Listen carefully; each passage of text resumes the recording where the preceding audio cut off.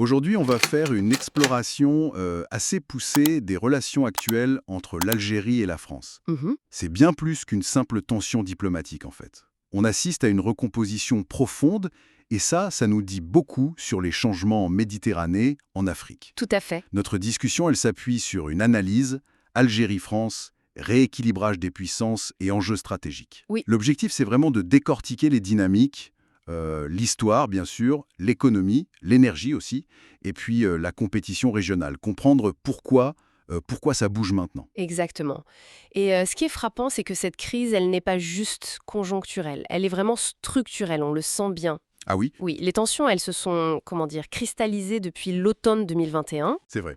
Le déclencheur, ça a été cette décision française de réduire les visas. Officiellement, c'était pour faciliter le retour des migrants irréguliers. C'était l'argument officiel, oui. Mais la réaction d'Alger a été très rapide. Immédiate, oui. Rappel de l'ambassadeur, annonce de révision de certains accords, en gros un message assez clair. L'approche unilatérale, ça ne passe plus, quoi. Et il y a eu autre chose qui a mis de l'huile sur le feu.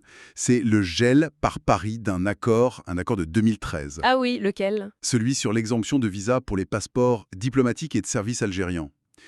Et ça, Alger l'a vraiment perçu comme un acte de défiance stratégique. Ça remettait en cause des pratiques bien établies. D'accord. Mais au-delà de ces événements récents, il y a toujours le poids de l'histoire, non?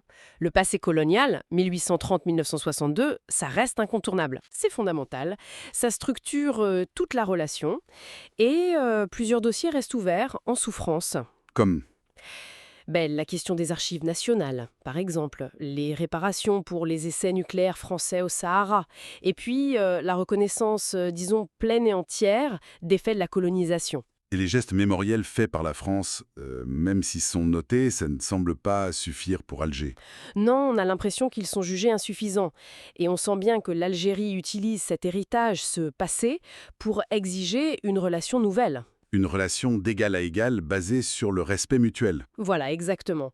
Et cette volonté de rééquilibrage, elle se voit aussi sur le plan économique et énergétique. C'est très net. La France n'est plus le premier partenaire commercial, c'est ça? Non. Elle a reculé. Maintenant, c'est la Chine, la Turquie, l'Italie aussi qui sont devant. On parle souvent de l'échec du projet Renault à Oran. Ah oui, ça c'est un bon exemple. Ça a été vu comme l'illustration d'un partenariat déséquilibré. Perçu comme tel, en tout cas. Et puis il y a l'énergie, le gaz algérien. Avec la guerre en Ukraine, son importance est devenue...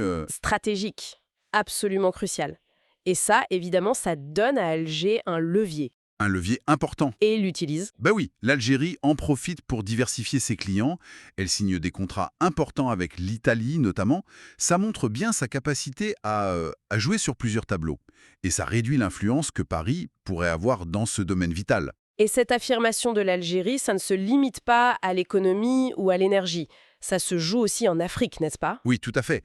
L'Afrique et surtout le Sahel, c'est devenu un terrain où les stratégies des deux pays s'affrontent plus directement. On voit bien le recul français au Mali, au Niger, au Burkina. Exactement. Et pendant ce temps, l'Algérie, elle, met en avant son approche les solutions africaines aux problèmes africains, Une doctrine qui vise implicitement à réduire les influences extérieures. dont celle de la France, bien sûr. Dans une zone que Paris a longtemps vue comme sa sphère d'influence.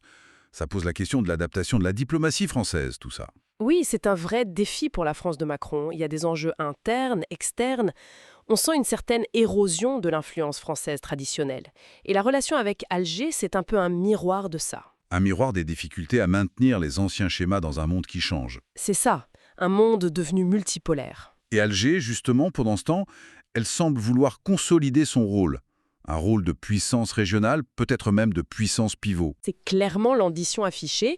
L'Algérie a des atouts clés, les revenus de l'énergie, des alliances diversifiées Chine, Russie, mais aussi des Européens comme l'Italie, l'Allemagne.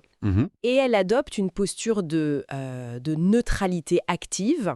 Elle se positionne comme un acteur clé pour la sécurité énergétique en Europe, comme médiateur possible dans les crises.